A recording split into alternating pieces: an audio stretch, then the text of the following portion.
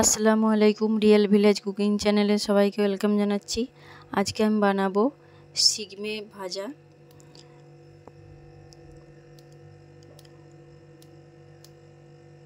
গরুর সিগমে ভাজা একইভাবে ছাগলের বা গরুর একইভাবে রান্না করতে পারেন, একই পদ্ধতিতে। আমি এখানে সিগমে পরিষ্কার করে ধুয়ে হলুদ এবং লবণ দিয়ে আমি গরম করে রেখেছিলাম, সেটা কিছু পরিমাণে নিয়ে নিয়েছি। এটা আমি রান্না করব।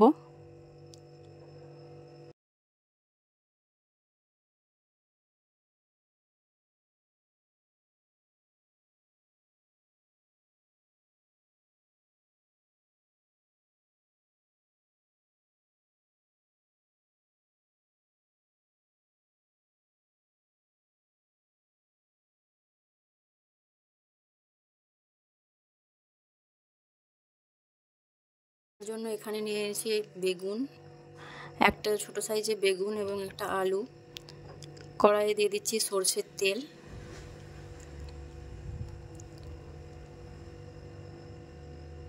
তেলটা গরম হয়ে এলে এর মধ্যে আমি দিয়ে দেবো পেঁয়াজ কুচি।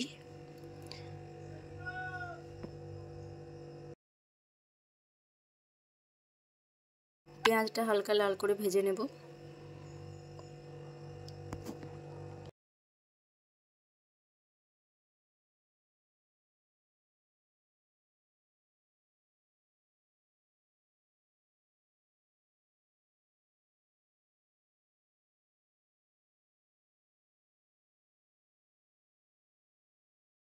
এইভাবে সিগমে রান্না বা উচড়ি রান্না অনেকেই জানেন, কিন্তু এইভাবে রান্না করলে টেস্ট খুব দারুণ আসবে, খুবই ভালো টেস্ট আসবে।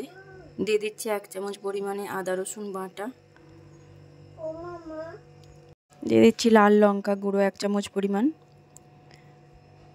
ধনে গুঁড়ো 1 চামচ পরিমাণ, হলুদ গুঁড়ো 1 চামচ পরিমাণ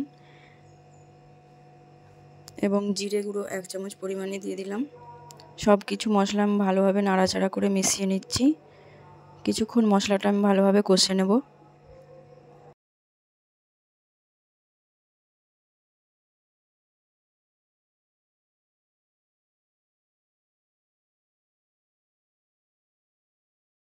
এবারে দিয়ে দিচ্ছি সিগমেটা আমি গরম করে রেখেছিলাম, সেটা দিয়ে দিলাম। আমি এটা ভালো করে নাড়াচাড়া করে মিশিয়ে নেব।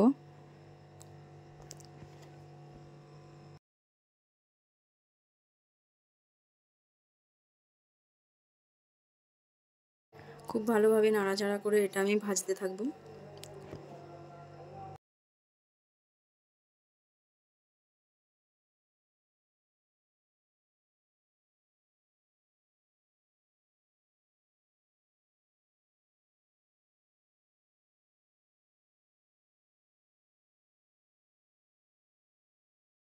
খুব ভালোভাবে নাড়াচাড়া করে মিশিয়ে নিয়েছি। এবার আমি দিয়ে দিচ্ছি আলুটা আমি কুচিয়ে রেখেছিলাম, দিয়ে দিলাম। এটাও আমি ভালোভাবে মিশিয়ে নিচ্ছি।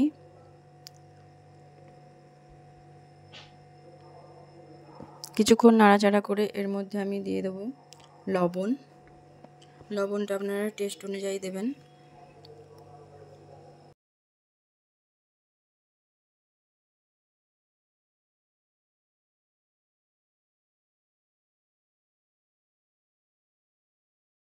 এবার দিয়ে দিচ্ছি বেগুনটা আমি কুচিয়ে রেখেছিলাম, সেটা দিয়ে দিলাম। বেগুনটা দিয়ে আমি নাড়াচাড়া করে ভালোভাবে মিশিয়ে নিচ্ছি। এবার এটা আমি ভালোভাবে রান্নাটা করে নেব। আলু এবং বেগুন সেদ্ধ হওয়ার জন্য আমি ঢাকা দিয়ে দিচ্ছি 5 মিনিটের জন্য। ঢাকা দিয়ে আমি রান্নাটা করে নেব।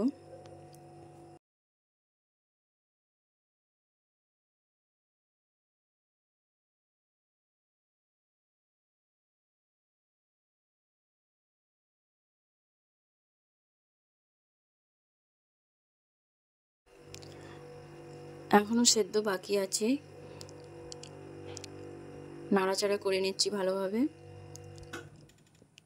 আলুটা সেদ্ধ হতে বাকি আছে এখনও।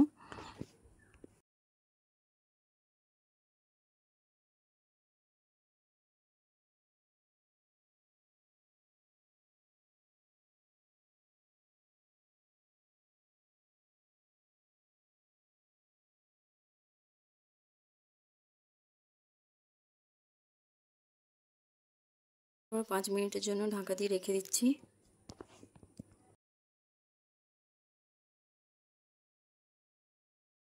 খুব ভালোভাবে সেদ্ধ হয়ে গেছে,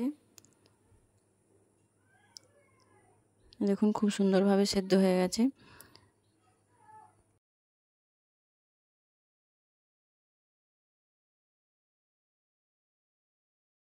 দিয়ে দিচ্ছি 1 চামচ পরিমাণ ভাজা মশলা।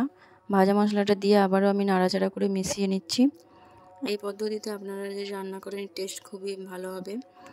আপনারা বাড়িতে অবশ্যই ট্রাই করবেন। ভালো লাগলে চ্যানেলটা সাবস্ক্রাইব করবেন নতুন নতুন রেসিপি পাওয়ার জন্য।